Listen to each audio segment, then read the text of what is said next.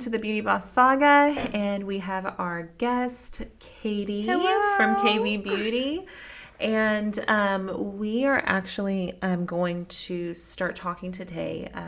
We've run into the questions and concerns and topic about contracted artists and how we set up our business and what we run into.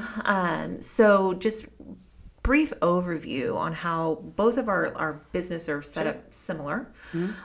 So we both run beauty businesses, specializing in special events and weddings for the most part. And then of course you have your, skincare department. And so we both have that. And so let's get into how you we've structured our business. Sure. And kind of the problems that we've run into. Yeah. You want me to go first? Yeah, go first, sister. So I don't do employees because there's just so much paperwork and back end that goes along with that. And as far as like being an artist and a business owner, I just don't want to deal with it. And I quite frankly don't want to pay to have someone else manage all of that for me. It's just another added expense. Yeah. So I chose to just work with contractors, and that's 1099. You don't have to worry about paying their taxes. Sure. So as far as like a business standpoint, I really like that piece of it. But as far as having control and being able to do what you want, when you want, and how you want to do it, you can't really do that with contractors. So there's kind of pros and cons to both. And I really like having contractors because those types of people are going to work hard like you would for your business. Versus like they're grinders. Yeah. For sure. Yeah. They see the vision, they get the vision, they do the work. Like that's just, they just get it. So like they're for the most part, energy usually and their work ethic are there. Yeah. Versus with an employee. An employee is usually someone that's just like, okay, just pay me. Yeah. And I just want to have a job. And they do bare minimum. Yeah, basically. Even if you structure your whole business like, you're like, oh, I have employees. And granted, like I told you before, I've done this over 20 years. So there's been a lot of changes throughout the business. And I feel like when I first started, I did what I knew, right? Which was in the industry at that time, it was very normal for people to have assistants and they would pay, as an employee, or they would say, even the no compete, the whole things. So there was a lot of like mashed up, it wasn't clear cut on like, okay, this is how a 1099 performs, or this is how an employee performs and what that means, especially to the IRS, and the lines get so blurred. Oh, girl, so blurred. It was so, and I'm guilty of it too. Yeah. Because that's what I knew early on, because that's what was done to me. Right. And so you just continue the cycle. Unfortunately, thank God we moved past that, and we're cycle breakers, not just in our families, but in business too, because it's like, dang, this is so jacked up. And it doesn't work. It doesn't work. You're doing more work than you should, or, the expectation is all over the map. So it's just very difficult to run a business sufficiently and seamlessly when there's a lot of like, it's not clear cut, Right. So with, like you said, like being an employee, there's different rules to the game. Like if you're going to tell people what to wear, if you're going to tell people where to be, when to be there, they're getting that from you. If you're training people, what's the other thing? If you're the taxes, you're taking out their taxes. And their schedule. If you control their schedule, yes, they're technically an employee. Right? So that's, and then of course, if it doesn't work out or whatever, there's risks that you take. And this is something that I learned too, is that they can, file for unemployment and all the things. And you have to win cases against that and prove why they were released or terminated. And usually it's valid if you're not working together anymore. But there's a whole other process that is attached to that. Sure. Whereas when you have contractors, you're just like, okay, this is the brand. This is my brand. This is how we do things. This is how we do things. With it or not. And then you contract out. Now, you don't have as much say. They're in control of their own, taxes and mileage and all the things. You're just paying the rate, right? But we do run into problems, and that as far as holding on to or making sure that your brand stays intact, which is so difficult. And along with those people too, yes, they're hustlers. Yes, they're like great at what they do, but they also, I feel like, have some of them, most have kind of an arrogance with them, almost like, you're not going to tell me what to do because I'm in my, because I own my own business. Yeah, exactly. But I really feel like people that are working as contractors, like, they need to know, like, kind of like the rules of conduct and like how that operates, like how to behave and how to like realize, like, you're not in competition with each other. You don't have nothing to prove, So anyway, when we look at hiring artists or contracted artists, some of the things that we look for, me personally, I look for, are you humble? Are you like redirecting? You won't know that until you work with somebody, but like if they're redirecting things to solidify your business. Like I had an artist one time, they were literally like selling their side hustle to my clients. And I was like, that brand's not even great. You know what I mean? And that doesn't align with, and she didn't even ask my permission or be like, hey, is this okay? Or is there a product that you would recommend? Someone who would say, hey, Emily, this person has this problem. Do you have a product that they would recommend, versus hustling my own? You know what I mean? And then I had another artist who was like, and he's wonderful. He's a wonderful person, but someone asked, like, oh, can I have your Instagram? And that happens a lot. Let me follow you. And he was like, oh, well, you can follow Exquisite Reflections on Instagram. And I overheard that, and I was like, I love you forever. I don't care what happens. Like, that shows so much like respect and loyalty.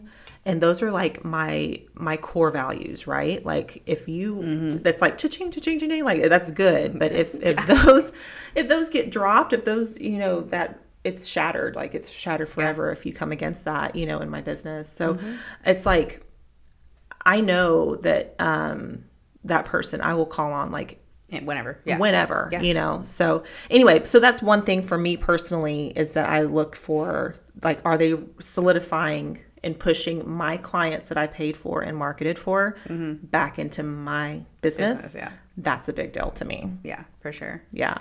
I think the main difference between like someone that I would look for versus someone that I wouldn't look for, as far as an artist to contract a work for me, not necessarily like be on my core team, but someone I could call on whatever, cleanliness, sanitation. Those are like two. Having a clean, organized, professional kit. Yeah, those are just like standards that shouldn't even be talked about, but it needs to be talked about, because sometimes that's just not what people do. So cleanliness, sanitation, having a professional kit with like quality pro products, and then obviously the talent has to be there, right? Sure. And then what you're talking about is just respecting the business. And if I'm offering a service, like say my company's offering a service, and the artist that I'm hiring also offers the same service, they're not allowed to talk about themselves offering that service. They can be like, hey, the company offers this. My name is such and such. Please reach out to whoever the company owner is, whatever. Reach out to the company and say, hey, I would love to get this service from this artist on your team. And then you keep the business there, and everybody's happy, everybody's fed, they're getting paid, you're getting paid. Like it's, and then you keep that client relationship, and then you also don't have that disrespect from that artist. And then that working relationship is going to continue to grow and to work. Right. So it's like, don't bite the hand that feeds you, right? Yeah. Right. And when you have a contracted artist, I always say, like, yes, you have a customer, but like, yes, you're working on the customer, but that is not your customer. Correct. Right. I think that's where the line really gets blurred. Right. When you're contracted, it's not you as the artist. It's not your company. It's not your name. It's not your brand. It's not your identity. It is, you are part of this company, this other person's company, and you're representing them. Yeah. Like you put on that hat and you say, hi, I'm with such and such. Like I had a training with my girls the other day, and I said, hey guys, this is how you walk into a room and introduce yourself. Right.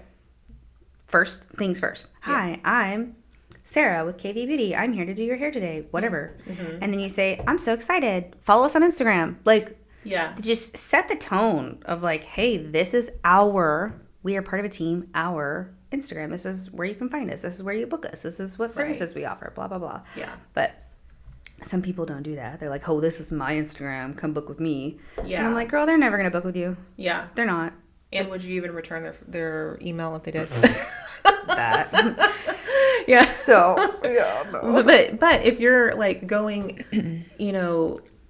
in with a business who's established and whatever, you always want to push business back to that business. Yeah, totally. And realize that the customer that's in your seat is not your customer. Your customer is that business that is hiring you. Mm-hmm. You're providing a service for the business, not for that person who's in your chair. So if that business requires you to take before and after photos, they might not post it. And they might not like push you and stuff on social media or whatever. But I require them to take before and afters, not because I want to go and, I mean, if it's great work, I'll post it and then tag them and all of the things, right? Because I believe in that. Mm-hmm. But I also want to, it's a liability. Yeah. Like especially if I'm not there, I want to know what that client looked like before, what they look like soon after they got done. Because I have had brides call me 6 months later. That's crazy. Talk about crazy. Like they can't crazy on so many levels. But she, in my instance, this bride said, oh, I hate my pictures. I want all my money back from the trial, from the day of, the tip that she gave. This, I'm like, well, if you're so unhappy, then why'd you tip her? But she wanted all of it back. And I was like, well, what's the problem? You know? And she said, well, I got my pictures back and my eyeshadow was silver. And at the time, we did not have silver or blue in our kits. So I knew something was amiss. You're like, this is not right. Something's wrong. And so at the end of the day, like I had my artists also at that time. Now, this is my core team. This wasn't a contractor situation. But I always had them do event reports and just a brief synopsis how everything went. If someone got into an argument in the bridal party, they would note that or whatever. Just because I wasn't there. And if I could tell just by reading that there was strife there was some sort of instance, I knew that maybe, kind of dog ear that one just in case to follow up with them, make sure everybody was happy, all of that.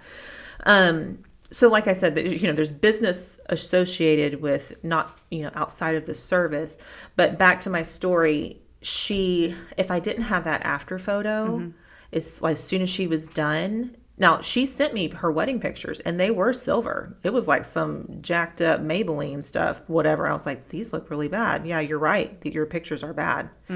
But the artist took the after photo right before they left, and there was no silver, no nothing. So somebody must have put makeup on her. She did. Yeah, it was her sister-in-law at the time that she wanted to fix it. I said, well, was the artist there still? And she said, yeah. So why didn't you go back to the artist and have her fix it? She would have been happy to do it. Yeah.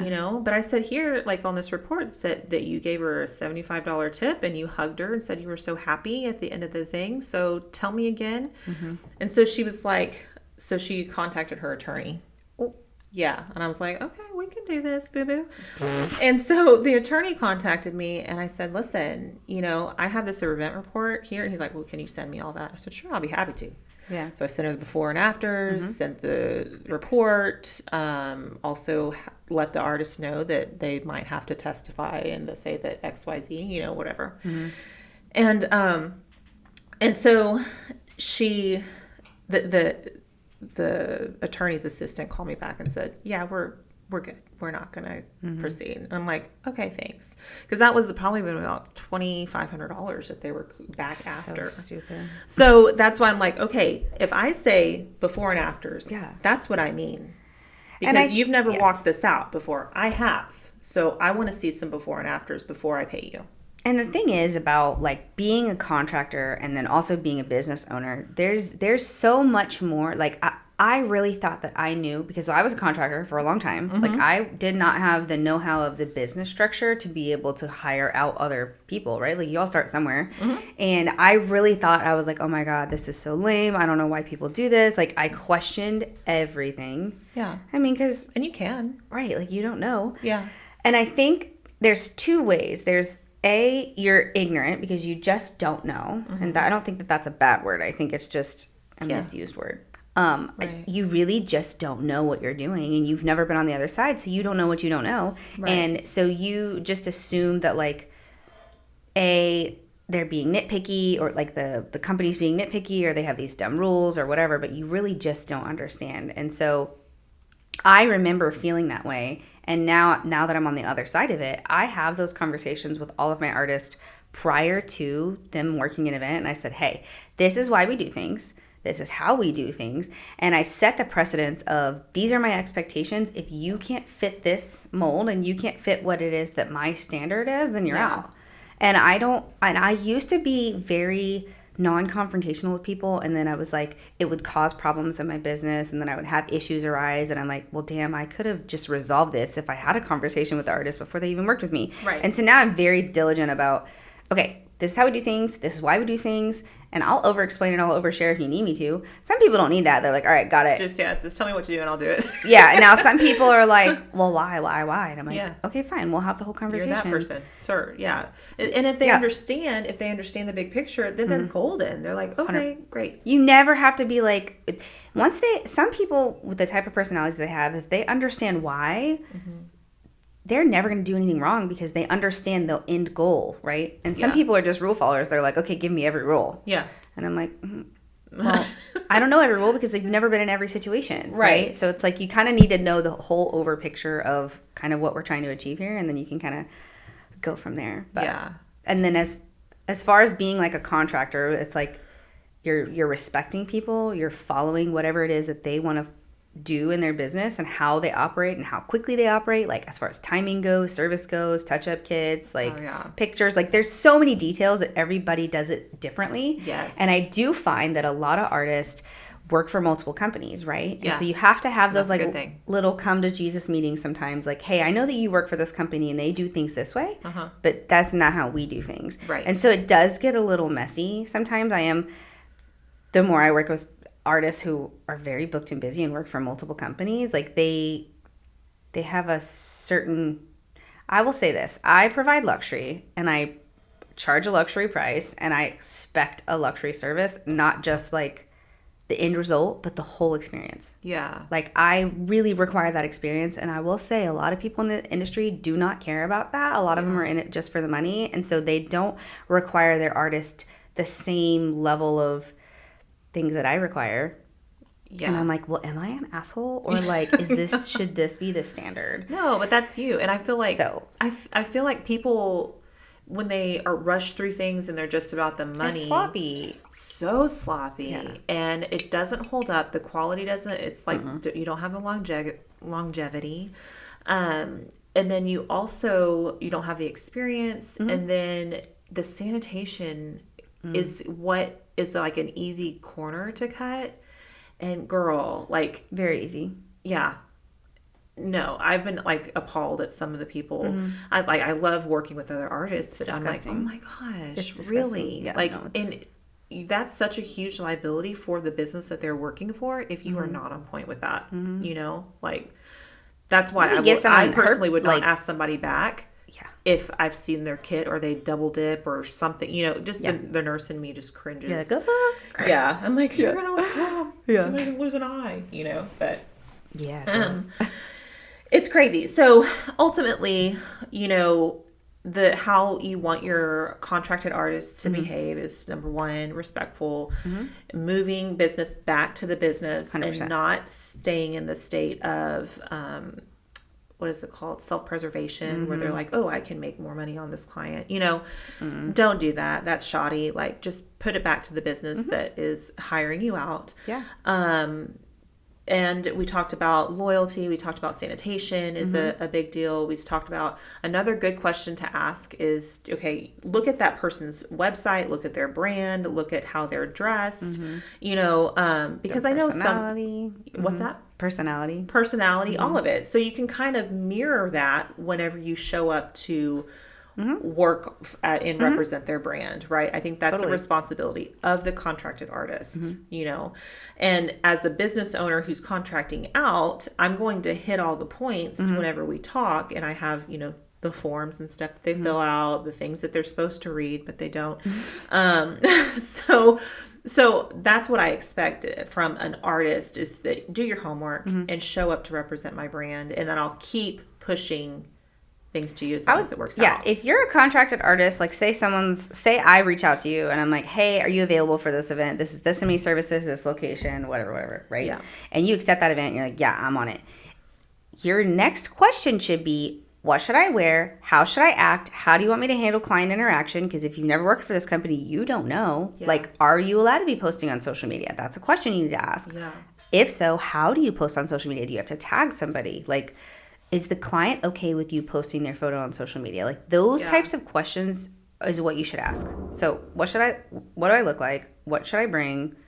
How do I handle client interaction, and how do I handle social media? Those are the main things. And then obviously pay, right? Like, that needs to be discussed before you show up to an event. Beforehand. And when it's expected, how it's going to be delivered, like, I feel those like types of things. Like artists nowadays, they expect you like as soon as you are done. Sure, yeah. Send payment. And I'm like, well, you've never run a business, so you have no fucking clue what you're talking about. Well, I have 3 other events after this, so I will be back later this evening. But payment either will be the next day, usually, because I have kids to put to bed. Yeah. Or, whatever day that you designate. That Monday, the following. I used to have it on, I would do payroll every Thursday. That unacceptable. God forbid. No, they have to wait 4 days. Yeah, they have to wait 4 days for a thing. I'm like, ma'am, I get it. But do you like still? Okay, let's just break this down. This is bridal, right? We're talking about special events, galas, weddings, a birthday party, whatever. Like these are people getting ready for an event. If you were in corporate, it's net 30 to 90 days. You're not getting paid till 30 to 90 days after the job has been completed. Right. They're not cutting checks, crazy. Y'all. Yeah. Like, y'all bridal stylists do not know how good you have it. Yeah. Nobody gets paid. A lot of people do. I don't know how they do it. I can't. Yeah. There's no way. Like, first off, let me just tell you why I don't pay same day. Clients will come back and tip. Either that weekend or when they're back from their honeymoon, they'll like email and be like, oh my God, I'm so sorry. I wasn't able to tip you guys. Can I like send you a tip? I'm like, yeah, of course. Right. Yeah. And then if that happens, I try to make sure that everybody that was involved gets a piece of the tip. Right. Yeah. So that happens pretty regularly, actually. Like they'll tip me out on like the next day, like, or that night, like, oh my God, I'm so sorry. And then they'll like send me a couple $100. And I'm like, perfect. So now I can make sure that everyone gets that. Right. So there's like missing pieces, right? And then I also need to make sure that however many services that you did, they actually paid for it. Yes. Because sometimes like clients will just come in and be like, oh, hey, yeah, I'm getting my makeup done. And they don't double check it. And they're like, oh, shit, I did an extra service and nobody paid for it. And then I'm like, okay, I have to bill for that. Yeah. Like, not that I'm not going to pay you for the service, but like that's something that I need to know so I can bill for it. Right. Exactly. Or if they like brought extensions in and didn't pay for it, or like God knows what, right? Or they add services on and then they give you a credit card or they pay online and it hasn't processed yet. I'm not going to pay out until I receive it. Yeah. You know what I mean? So I do, because that's kind of like between me and the client sometimes. Like I'm just like, I need to eat it because I don't want to. But I don't. Especially if they only do credit card. Now if they send Venmo or cash or whatever, that is immediate, like done. It is what it is. But I have had, a lot of life happen. God, yeah. Where I send them an invoice, they pay it or whatever. I think, it's paid, but it hasn't hit my bank account yet. And then they dispute it before. And so the bank, never gets, it never gets back to it. And I'm like, wait, what? Bounced, So that's why, again, proof that I provided the service before and after, even on add-on. So I could send that to the bank and say, no, they added it on and we completed the service. And this is So that's only happened to me once. And it was a vendor who hired me. which was really nasty. But long story short, did they hire you for services or like? Yeah. But it's a vendor that you know through the wedding industry. Mm-hmm. It's a wedding vendor who hired me for their daughter's wedding. Okay. And so we don't need the whole story. The short of it is they added on like 7 hair the day of the wedding. Jeez. How do you add on 7 hair? There's a lot of backstory to that, but that's very irrelevant. So what happened is I texted 12. Okay, I have a long list of people that I know that do hair and makeup, and I had to stop what I was doing, push the whole freaking timeline back for the day, and I had to text as many people as I possibly could, pay them extra to come out there. It's a last minute deal. In like less than an hour. So I finally get someone to respond, right? Because everyone's already booked doing hair and makeup. No one can respond. Yeah. So I finally get someone to respond. They're like, so she shows up very quickly. Within the hour she gets there. And mind you, she lives like 45 minutes away. So this girl like got dressed in 15 minutes. She looked put together, got her shit together, got in the car and got there like within an hour and like knocks out all this hair and makeup and did a fabulous job. Yeah. Okay. And then there's so much to this story. There's so much. It usually is. So it's really, let's just say it's really freaking messy. And the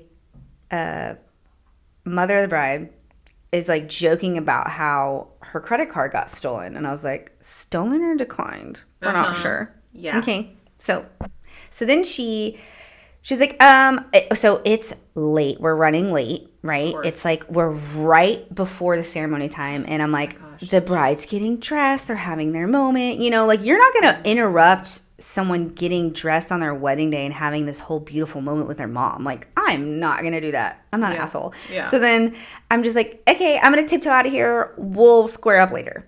Because I'm thinking. You kind of know this person. I do know this person. Okay. Very well. You do know. Not kind of. Yeah, no, I know this person. New. Yeah. So, long story short, I send her an invoice and I tack on the additional artist fee and the travel for that artist because I had to pay for that and I had to figure that all out the day of the wedding. Yeah. And then she calls me on the phone and belittles me and she was like, what you're charging is outrageous. I think this is just, I've never had anyone talk to me so nasty in my entire life. And then long story short, she's like, I'm not fucking paying you. And I was like, cool. I send her a letter from my attorney and I'm like, you owe it. Granted, I had pictures with timestamps of everybody. Yes. And then she was like, well, I don't see who got these services. So I was like, okay. I put a cute little PDF together. Said client 1 this time, client 2 this time, client 3 this time. Yes. This many artists. This was our time frame. This is the time we started. This is the time we ended. And I have before and after pictures of every single person. Girl. Okay. Because my artists know what they're doing. Okay. Yes girl. So I put it all together in a cute little PDF and I sent it to her. And she's like, well, I'm not paying you. You don't deserve it. And I was like, yes, I do. So then I mail her a letter. And I was like, you have until this date to pay me or I'm taking your ass to court. And so or even calling the cops for theft of service. She pays me half and sends me a little handwritten letter in the mail. And she was like, don't ever contact me again. Do not use my photos for advertising, blah, blah. Like all this just nasty stuff. And I'm like, okay. So I sent it to small claims court and nothing's ever came of it yet. So I still haven't got my money, but we've tried. Yeah. And I had proof. Yeah. So did you go to court on that? No, I did the whole like small claims court. I just haven't finished it yet. Okay. So well, to be continued. To be continued. But I was like, I literally have proof of everything. What is your problem? Yeah. Like, why would you do that? Don't be such a cheap ass. Just pay me. Yeah. And why wouldn't you? Like, especially if you are frienders or whatever. It was, and that is the first time that's ever happened in my 10-year career. Crazy. Ever. They're out there, guys. Ever. And we do a lot of weddings. I know you were saying like 10% is certifiably crazy. Yeah, about 10%. Well, no, it's 2 to 3% are certifiable. 10% of crazy happens, like just expect it, okay? But that's usually emotionally charged. At some point, you know, because there's stress or whatever. It's all in the mother and she breaks down, whatever. Literally. The Prozac didn't work that day, whatever it is. But certifiable nuts, like you need help. 2 to 3%. Mental. So if you're doing, 100 weddings Get them a year, pictures is what we're saying. Get them pictures, girl. Save your butt. yes, for real. Exactly. That's funny. So the math is that if you're doing 100 weddings a year, you'll see 2 to 3 events or people kind of roll out that you're like, shit. Yeah, that's about right. That's about right. Yeah. Right? And then, but if you're doing 10 weddings a year, you probably won't see it. No, not Probably at all. won't see it. But if you're doing 500, you're going to see a little bit more. That's why it's so important to have your policies and everything in place to prepare for crazy. But most of the time, it just runs so smooth. Yeah, so if you're a contractor working for a very large company and they have all these rules, there's a reason they have all of those rules. And the best thing is to just like COA, cover your ass, girl, and just do what they're asking you to do. Yeah. And don't burn bridges, because honestly, this industry is so small. Oh, yeah. So everybody knows everybody. Exactly. Everybody knows everybody. And if they don't, their friend does. Yes. Okay? Like, it is. Exactly. Yeah. So. Yeah. No, I mean, the amount of things that you see, and I really, we encounter so much craziness, okay? Like I said, we high stress, high energy. Exactly. Yeah. We specialize in weddings and events, okay? And those are emotionally charged events. That's why we can charge what we charge for those events, because we deal with it all the time. High stress. Right. High stress, high emotion. Yeah.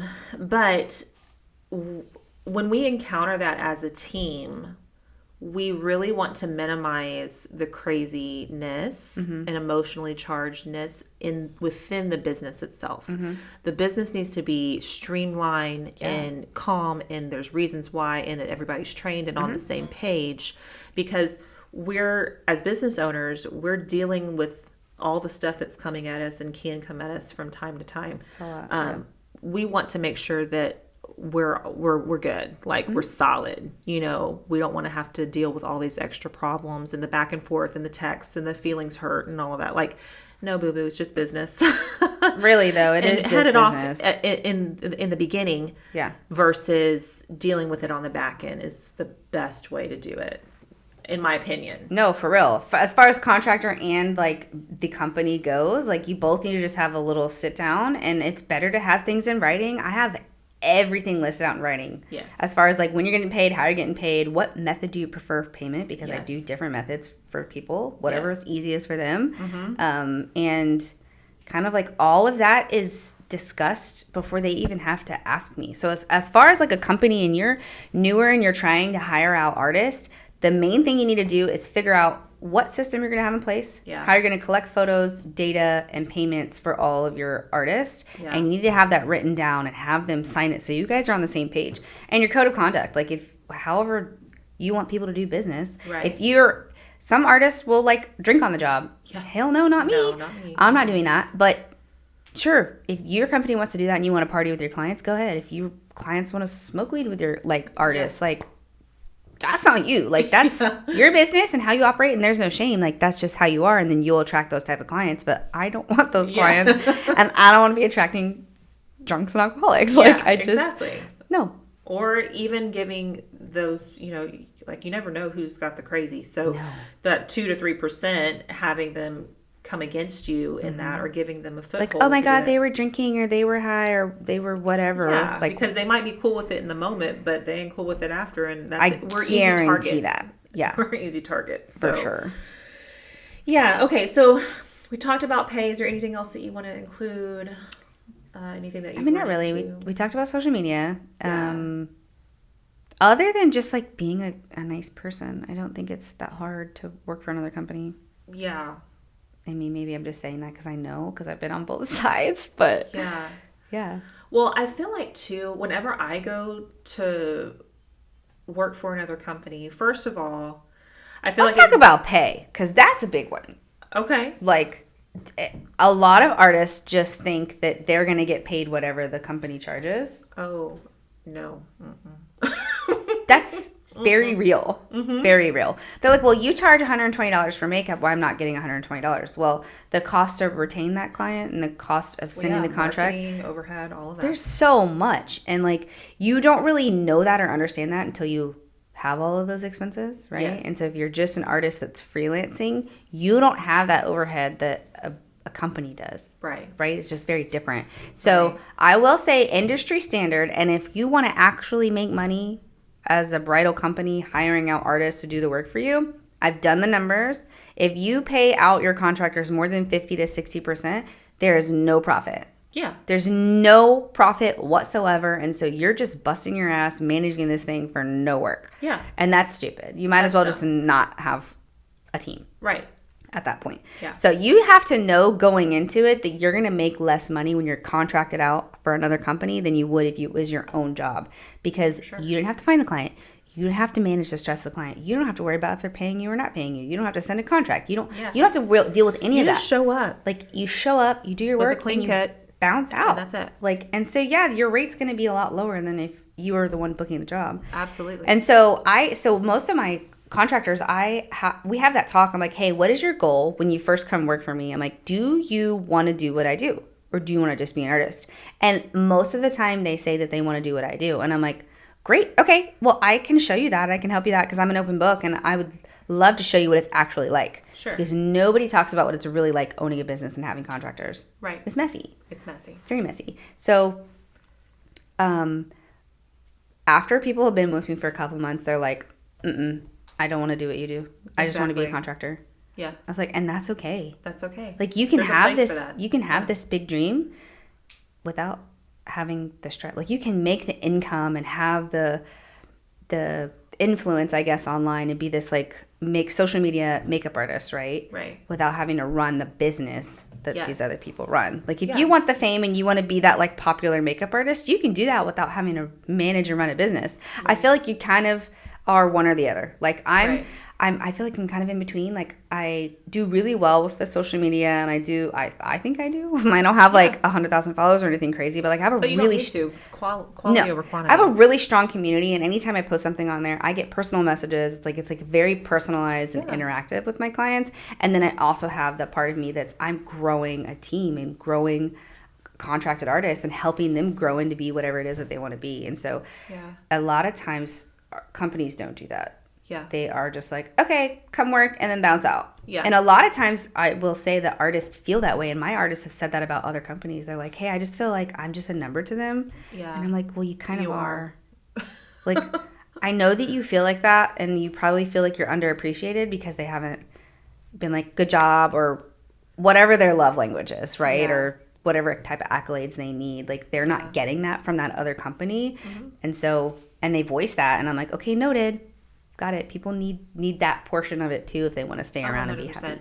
I feel like artists, though, like almost every artist's love language is words of affirmation. Yeah, they're like, you're doing a good job, thanks. Yeah. Money talks too, but like, at the end of the day, they don't care. Right. And like, for me, if I could pay my bills with compliments, I would be fine. You're like, money is just a byproduct. It's like, a tool. It is what it is. It's a tool. There's no emotion for me connected to money. Like I said, it's just a tool. But if somebody says, oh my gosh, you look beautiful, you did a wonderful job, I'm going to tell everybody about you. Oh my gosh, that's like, fills my little love tank, you know? Yeah, when a client like shouts out and like gives me a review, and I'm like, oh. Yeah. So I have so for all artists wondering, listening to this, I have a review questionnaire thing that I send my clients. I'm like, how do we do? It's called How Do We Do? And it's like 5 questions, and it's like, okay, was your artist sanitary? Were they helpful? Were they kind? Were they those types of things? And then how did your hair and makeup hold up? And then what made you book with us? And I got one the other day, and it was a prom client, and she found us on Instagram, and she was like, your work and your something about the artistry and the skill was there, and that's all she needed. Yeah. And then she was like, I was really impressed with the way that you guys actually handled the appointment versus just being good at your job. Yes. I was like, oh. And it wasn't even me. It was one of my artists on my team. Yeah. And I haven't sent it to her yet, but I need to. But I was like, she needs to know. So I screenshot that kind of stuff, and I sent it to my artists, and I'm like, hey, guys, I appreciate y'all. Thank you. Yes. Like, just know that people recognize the hard work that you're doing and, like, what you're doing here. Yeah. I see it. They see it. And then... yeah, you need to see it. Yeah, absolutely. So I think, and it helps, and they're like, "Oh my god, okay." And then it entices them and gives them the motivation to want to do more because people saw it and they got excited about it and they tipped them well. Yeah, it's just it helps. It just kind of, it's like a cycle, you know, it feeds back into itself. I mean, I know it is a lot of work to like manage all of that and like give that to your artist, but like that's important. And I feel like that you need that piece to keep people around and keep them happy. And the artists want to be happy too. And if your artists are happy and fed, you're going to be happy and fed. And it's just like, it's a synergistic thing and it works together. Yep. So, absolutely. Yeah, I love it. And the more people you help and help them realize that and you kind of like have them walk into your potential, the more you're going to get because you're facilitating that type of behavior, you know? Yeah. Yeah. And I think too, as far as like when you're going to, like for me personally, when I go to work for other companies, like I always want to make sure that I'm always putting my best foot forward. That, like 100%. I want to do the best makeup I've ever done for that company because I want to represent that company well, you know, because they know that I'm, you know, I've been in it for 20 years and they're like, oh, you know, whatever. But that client, number one, doesn't know you. Has no idea. My clients research me and they're like, oh, I know all the reviews, all of that. They come in with a confidence that I don't have to work for. But when I go work for another company, that person doesn't know me. You're just some girl doing makeup. Yeah. Yeah, exactly. Until we start talking and they start asking all the questions, right? But I've found too that I've actually hired contractors in the past that were supposed to be the same caliber, or at least make it look like they're in the same caliber as myself. And the work was horrible. The client experience was horrible. And I'm like, what? And that why would you want to represent? I know exactly which situation you're talking about. Yeah. But I think a lot of that has to do with you just assumed that they stand on business the way that you stand on business. Yes. And they don't. That's and true. so That was like my bad.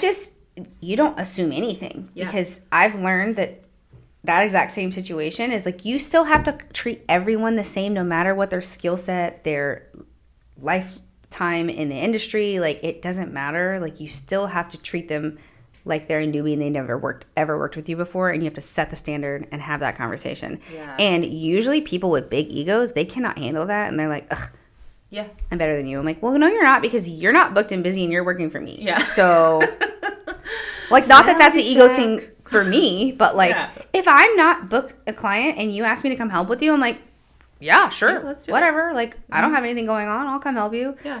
Like that's just how it works. And I'm going to treat your client just the same that I would treat my client, if not better, because I'm like, shit, I'm not representing myself. Yeah. Like, I got to represent you. Yeah. Like the standard is high. Yeah. And as it should be. But some artists don't have that standard. Some companies don't have that standard. Yeah. Like the girls on my team, they talk about regularly, like they get 30 minutes for services.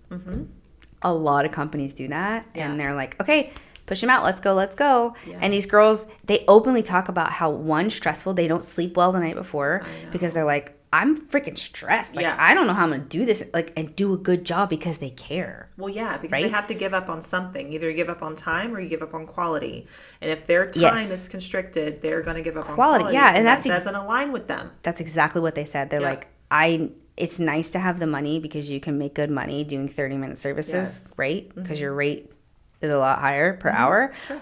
But your sanity, your stress levels, your kit, the amount, like it's just, they openly talk about how it's not good for them and they don't enjoy it, and that their quality of service, they're like, I can't do a good service like I would with you because you give me an hour because I only have 30 minutes. Yeah. So it's like, those are the type of things that I'm like, okay, we have an hour. Take your time. Create an experience for the client. Right. And I openly, like, I just had a training the other day, and 2 new girls, they worked with me here and there, but they were like, I cannot do this anymore. This 30-minute stuff, this super quick in and out, like, check, let's go. Like, I just can't do it. I'm stressed. It's too much. It's just not worth it. And they're like, I openly said, I said, you know what? Sometimes it's not worth the money. Yeah. And they're like, you're right. Yeah. And I was like, yeah, I do pay a little bit more, or maybe the same. I don't know what everyone charges. Right. But I said there's 2 types of artists. It's the hustle and bustle. Yeah. Or it's the quality and luxury. Which one are you? Yeah. Because, like, you got to find people that align with that. And, like, I think most artists start with this hustle and bustle 30 minutes because they're like, cool, I can make really good money. Let's go. And then you realize if you care and you really love the artistry, you really love creating art with hair and with makeup, that doesn't work. Doesn't work. It does not work. You need this. Yep. So yeah, your bottom line might suffer maybe a little bit. Yeah.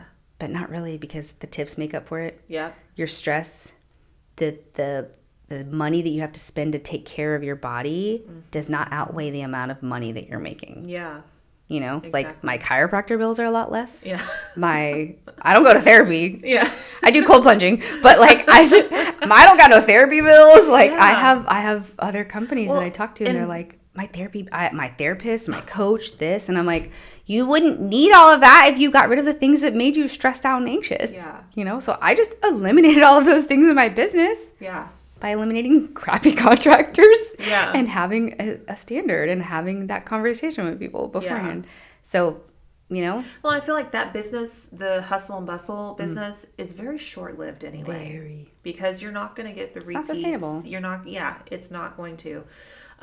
It's good for a small time period. When you're starting. Yeah, when you're starting and you're just like trying to figure it out. But that's not, like you said, that's not going to create a career. That's going to create a quick job. And it's going to create a gig is what it's going to create. Yeah. I mean, you've been, 20 years? 21. I'm at 11. Yep. So you had this whole career before I even got into this. Yeah. And so much has changed in the last 10 years. Yes. It does. So like, imagine the whole 10 years before I was even there. Like you ran your business completely differently than I do now. Oh yeah. Right? As far as like having employees and contractors and like. I run my business now completely different than I did when I started. Yeah. Yeah. I mean, same. Yeah. I'm like, I literally didn't know anything. Right. I was like, oh my God, all I know is how to be an artist. Yeah. Like, yeah. You know, and I thought like that I could give people what I wanted, but that wasn't sustainable. Yeah, I know. You know? Which is sad. Like, so you go through that weird phase and then you lose people because you're like, hey, I can't afford to pay you guys what I'm paying you because that's what I would want to work for. Yeah. But once you understand the business side of it, you're like, I can't. There's right. No well, there's so way. much more that goes into it. Yeah. And then you have to, you have to bring it back and invest in your business and care for your business just like you care for your artists and do all the things. But that business, if that's not first priority, then this doesn't matter. Yeah. You know? And but how do you effectively tell someone like this is how you, in a nice way and not hurt their feelings, right? You're like, hey, this is business, and without listing out, okay, my QuickBooks every month is $160. My HoneyBook is this a month, this and this and this. Like, I don't want to have to list out all of my expenses. It's not their business anyway. Right. That they're gonna glaze over and be like, I don't care. Okay. Yeah. But how do you get an artist to understand that's new to the industry, right? Like have that conversation without being disrespectful towards them and saying, hey, I do know that you're worth what you're charging, but this is how business is run and this is what the rate is, without disrespecting somebody. You know, some people get very offended. And you're like, sorry, this is just the rate and this is just how business is. And I've lost artists that way. And that's okay. They're free to go. Yeah, I'm like, okay. You know, that's okay. And don't get your feelings. I know, like, my heartstrings get pulled and I'm like, oh, I'm so sorry it didn't work out or whatever. Yeah. But I feel like, I don't know. I feel like with that, like they have to understand that there is overhead. And how I explain it is, okay, you can be like, this is a business. We're putting back into marketing. We're doing all the things. We're putting into the standard, like, the streamlining, I put a all Pinterest of it. board together for you. I have a portfolio for you. Everything, like, right? There's a lot of time and energy that goes into it. So but you're booked all the time. Yeah. So yes, you might get a lesser, rate, and that's okay. But if you're getting a lesser rate frequently, that's way better than charging what you're worth.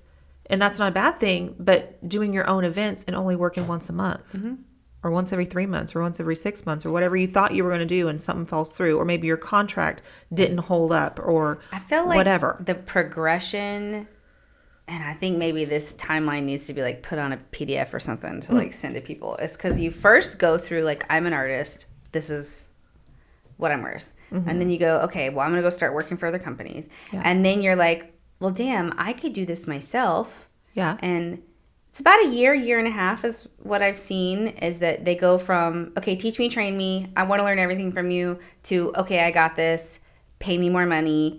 And then it's, I can do this on my own. You're not paying me enough. I'm going to leave. Sure. And then they go through this weird phase where they're like, should I have no bookings and no money? Imagine because it takes you 6 to 12 months to like book things, right? Sometimes like that, you need that lead time. Right. And so then there's 6 to 12 months that these artists, they're like, oh my God, I have nothing. And then they go get part-time jobs. And then they're not doing what they love anymore because they don't have the money. And then they burned that bridge with that company because they were like, well, I didn't get paid enough money. Yeah. Like, but then at that time, you're like, I'll take whatever. And so then they start discounting their rate to get more bookings. And then their quality starts suffering, and they're not making enough money to keep their kit sanitary and put new products in it and replace things. And then they realize, okay, this is what it takes to have a company. They were right. Yeah. And it wasn't wrong. They weren't treating me wrong. I just didn't understand what was going on. Yeah. And that's like the cycle of... Yeah, I can't even tell you artist. how many artists have gone through that. Like, that's just how it goes. If you could just start off humble. Yeah, well, I mean, I thought I was humble, and then I was like, I deserve more. But I did, and I've done it. And that's the difference, is I hustled through it, and I did the work, and I knew that I could achieve it, and I worked towards it. Yeah. Some people think they can achieve it, and they can't, and they're like, oh, crap. Yeah. Hey. I feel like, but you can be humble and hustle at the same time. Yeah. Yeah. I mean, and that's what it boils down to is, but I can't stand when people are like, oh, I can go make more, and they try to be shoddy about it, and you're like, actually, no. Yeah, that's not how it's the works. sneaky, snaky, and like, I can't do it. go behind your back and like, can't do that. That doesn't show the circumstance. That shows the character, and if the character doesn't align with how I characterize myself and then also run business and how I do business, then it's not a good fit for the team, and that's on them. Yeah. Because I understand circumstance. I understand needing to make more money, and that's a conversation we can have. We can talk about, marketing this one artist or whatever to get them more bookings. We can do that, boo-boo. But as far as being schemy and all of that, like, no, that's a character issue. It's a character flaw, actually, and I'm not going to have that in my circle or in my vicinity within my arm's reach. No. Bye-bye. So that's just how I roll. Yeah. And I feel like if people could just, number one, have conversations and have hard conversations respectfully. People just can't do that, though. Yeah, but it would save so much of that. It saves that whole life cycle. All of it. Yeah. Yeah, and just starting off on the right foot, and that way you gain traction instead of having to reinvent the wheel and reinvent yourself and recreate and have to go build more relationships. Sometimes it has to do with the leader, right? Yeah. And sometimes it has to do with the lack of confidence and like mental availability to have hard conversations. Yeah. Some people genuinely cannot do it. They literally do not know how to communicate with people, and it's just because they just are so, there's so much going on in their life, and they just can't handle it. Yeah, I get it. And so it's so raw. They can be so raw, and I get that, and I've been there. I've been there too. Where you just don't have the capacity for it. You have to. But you have to. You have to open it up. It's the difference between a leader and just a person owning a business. Yeah. Like, is being able to pull those conversations out of people without disrespecting and hurting people's feelings. Yeah. It's tough. It's rough. Very tough. For sure.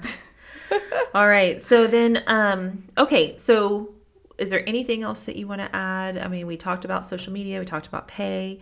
We talked about how to interact with clients and represent the company. I don't think so. I don't think so. I think we covered pretty much most of it. A lot of it, right?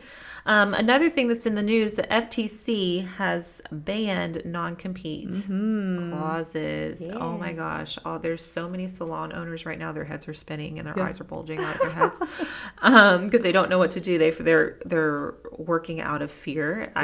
And that their company, they're going to lose artists and all the things, right? So I just wanted to touch on that because that's a big thing in the news right now. And it's this the thought is, and I read an article yesterday from the FTC saying that it's going to create more jobs, create more innovations, more businesses, and their big number that they said in the next years to come, each year it's going to estimate about 8,500 more new businesses. I'm like, out of 30 million people that are affected by non-compete clauses, and I was like, that's a very small percentage. I think it's going to be more than that. I think the math ain't mathin' on the FTC's quote. It was the head person who quoted that. I was like, oh, that's not right.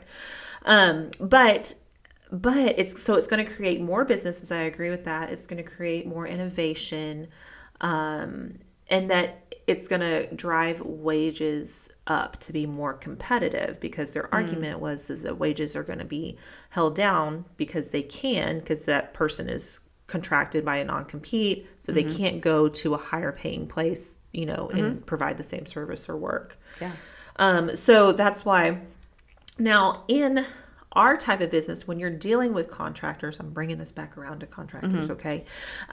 So you cannot have a non-compete. Well, you can have a non-compete, but it's usually not enforceable. Because you have to have like a time frame, you have to have distance, location, and especially in our business, there's no true. I mean, we go on site all the time, so it doesn't even make sense to do that. Other than just if you put that in there,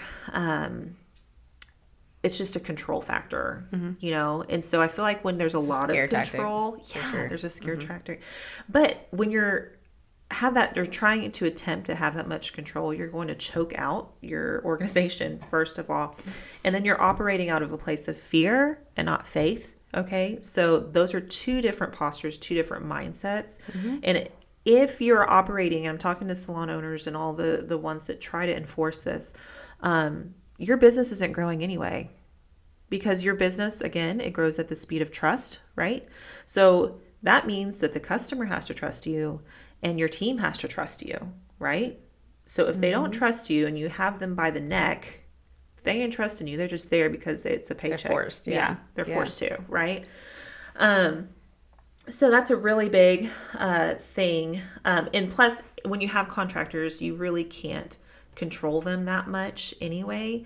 And it actually works against you to have that, because that now is more in the employee category versus the contracting category. So the IRS is going to pick up on that too.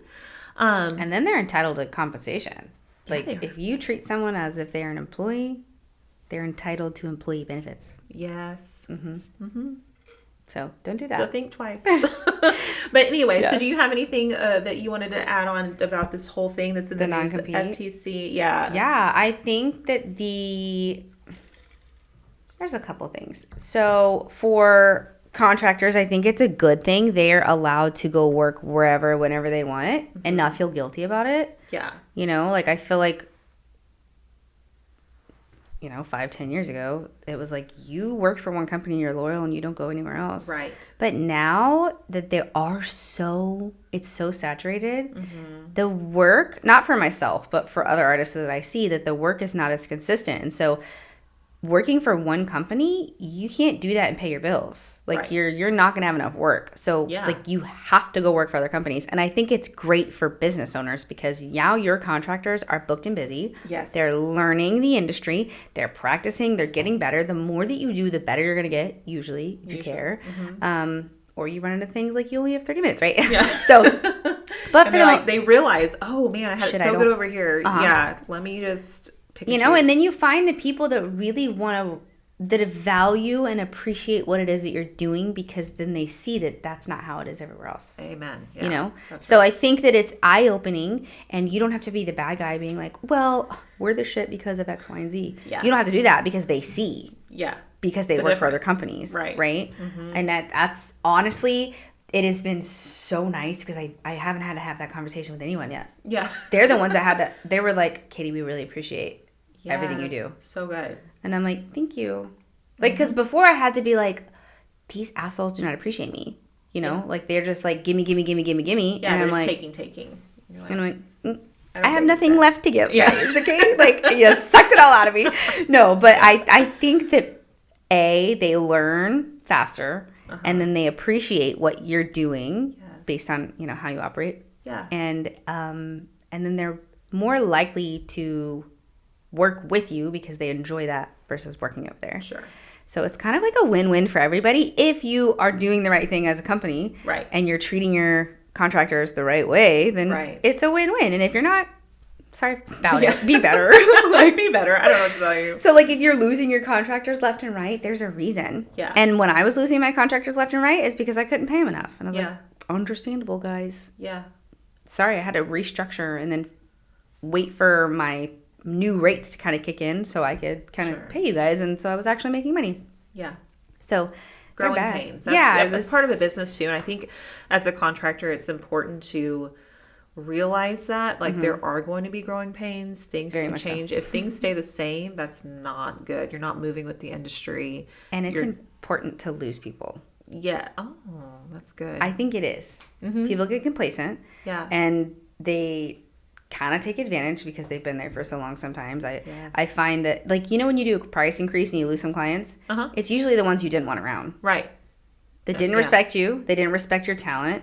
They didn't see the value in what it is that you were offering. Right? Yeah. And they're like, whatever, I can just go somewhere else. I'm like, you can.